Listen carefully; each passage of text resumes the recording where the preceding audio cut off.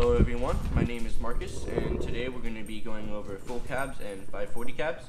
We'll start with a few things that will help you get started, and then I will explain the difference between full cabs and 540 cabs. There's really two main differences that I'll go into. And then, so first off, you will want to be able to half cab. It's just kind of something you gotta do in order to be able to half cab, or in order to full cab or 540 cab. And then you should be able to 360. It doesn't have to be a 2-tire landing 360. It can be a 360 tire tap, but either of those will help. Okay, first off, you're gonna want to start to get the feel of the full cab, spinning all the way around. I started off by just doing a kind of extended fakie, just holding it for a little bit, and then I started going to actually trying the whole full cab. For me, I find the most important part of a full cab and a 540 cab is your point of engagement. For me, I run max slack. So in this, I'm just showing you that I have to preload my cranks by cranking back about half a crank as I go into the carb of my full cab. And then right before I pick up my front tire, you can see here that I have engaged the hub. And I do this either right before I pick up or like a split second after. And then this engages the hub and it gives you the pop that you need.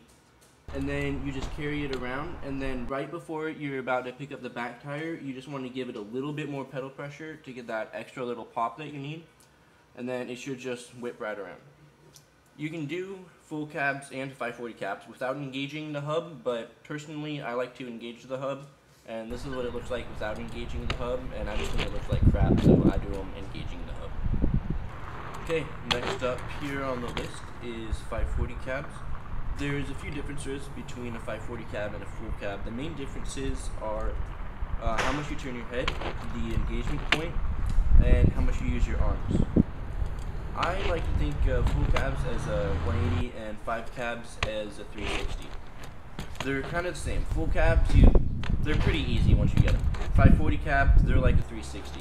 You tap them a lot, and you really gotta work at them. You gotta keep your head turned here, as you can see.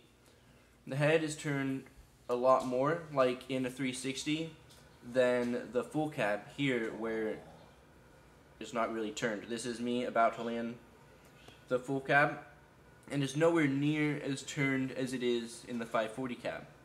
So for 540 cabs, you just gotta turn your head a lot more and use your arms more. Here is another full cab in slow motion. You can see my cranks were back. I engaged the hub, turned my head, get the pop for it, and then just do the fakie.